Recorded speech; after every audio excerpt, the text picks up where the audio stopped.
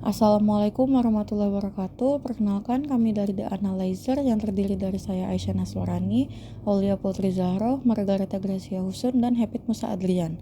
Di sini kami akan membahas hasil penelitian kami yang berjudul Analisis Pengelompokan Pergerakan Harga Saham Grab Holdings menggunakan metode Kimins Clustering. Selanjutnya kita masuk ke definisi.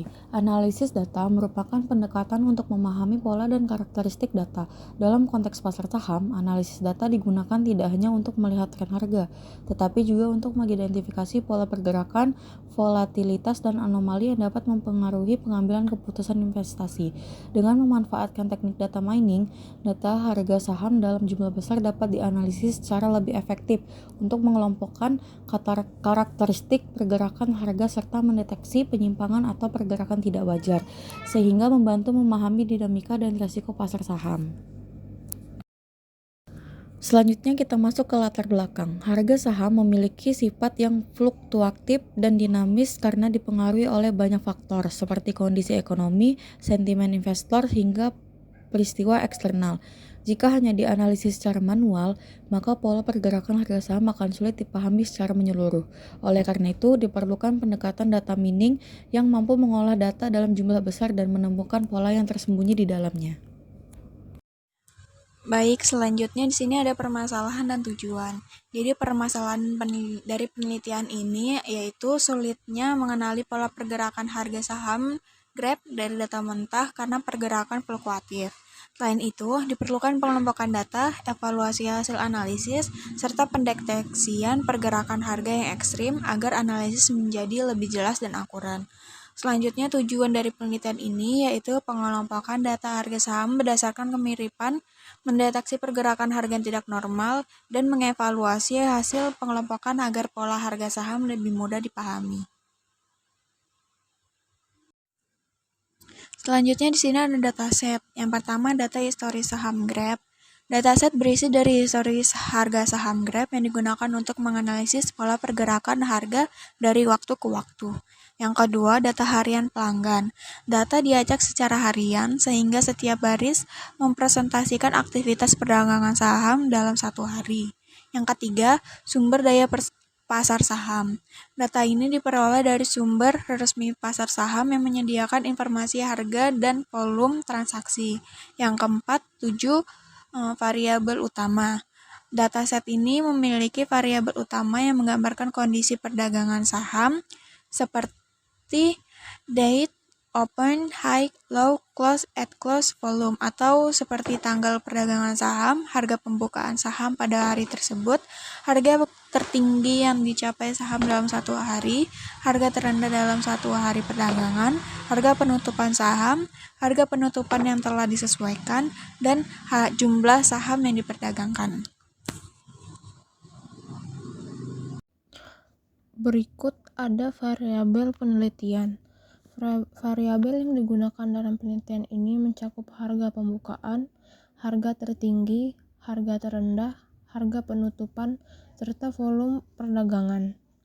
Variabel-variabel ini digunakan untuk menangkap karakteristik pergerakan harga saham, baik dari sisi harga maupun aktivitas transaksi. Selanjutnya, pre-processing data.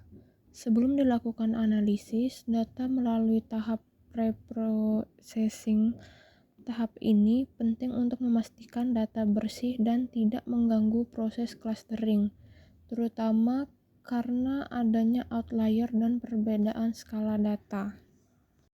Di pre-processing data, kita melakukan pengecekan data duplikat, deteksi outlier dengan IQR, normalisasi min-max scaling, data 514 menjadi 503. Kode ini mengecek data kosong, missing value di setiap kolom. Hasil semua bernilai 0, artinya tidak ada data yang kosong. Proses min dan mod tidak mengubah apa-apa karena datanya sudah bersih. Kesimpulannya, dataset sudah bersih dari missing value dan siap dipakai. Selanjutnya, kode ini digunakan untuk mendeteksi dan menghapus outlier pada kolom numerik dengan metode EQR. Pertama, program menghitung dan menampilkan jumlah outlier di tiap kolom. Kemudian data difilter agar hanya nilai dalam batas normal yang dipertahankan. Hasil DF-Shape 5147 menunjukkan jumlah data tidak berubah, artinya outlier belum benar-benar terhapus. Selanjutnya, proses ini digunakan untuk mendeteksi dan menghapus outlier agar data tidak mengandung nilai ekstrim yang dapat memengaruhi hasil analisis. Dengan metode EQR, sistem mengidentifikasi data yang berada di luar batas normal. Pada output terlihat bahwa kolom height memiliki 2 outlier dan volume memiliki 9 outlier, sedangkan kolom lainnya tidak memiliki outlier. Setelah proses pembersihan, jumlah data berkurang dari 514 menjadi 503 baris, artinya ada 11 data yang dihapus. Data yang tersisa sudah lebih bersih dan lebih siap digunakan untuk analisis atau pemodelan selanjutnya. Baik, kode ini melakukan normalisasi data numerik menggunakan min-max scalar. Pertama, program memilih hanya kolom bertipe angka, int64 dan float64. Kemudian dibuat objek min-max scalar yang menggumah nilai data ke rentang 0 sampai 1. Data asli disalin ke df normalize agar dataset awal tidak berubah. Setelah itu, semua kolom numerik dinormalisasi dengan fit transform. Hasil pada df normalize head menunjukkan bahwa nilai maksimum menjadi 1, nilai lainnya berada di antara 0 dan 1. Kolom det tidak berubah karena bukan numerik. Kesimpulannya, data sudah ternormalisasi dan siap digunakan untuk analis atau machine learning. Baik, selanjutnya metode K-means digunakan untuk mengelompokkan data ke dalam 3 klaster.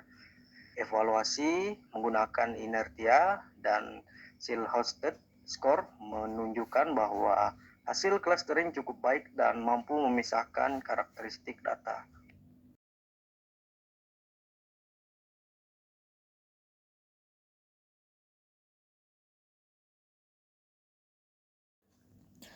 Kesimpulannya, berdasarkan hasil penelitian algoritma K-means berhasil mengelompokkan data harga saham Grab ke dalam beberapa klaster berdasarkan karakteristik pergerakan harganya, seperti periode harga tinggi, sedang, dan rendah. Hasil ini menunjukkan bahwa teknik data mining, khususnya clustering, efektif diterapkan untuk analisis harga saham dan dapat menjadi referensi bagi investor maupun peneliti. Demikian video penjelasan dari kelompok kami, The Analyzer. Kami mohon maaf apabila terdapat kekurangan. Terima kasih atas perhatiannya.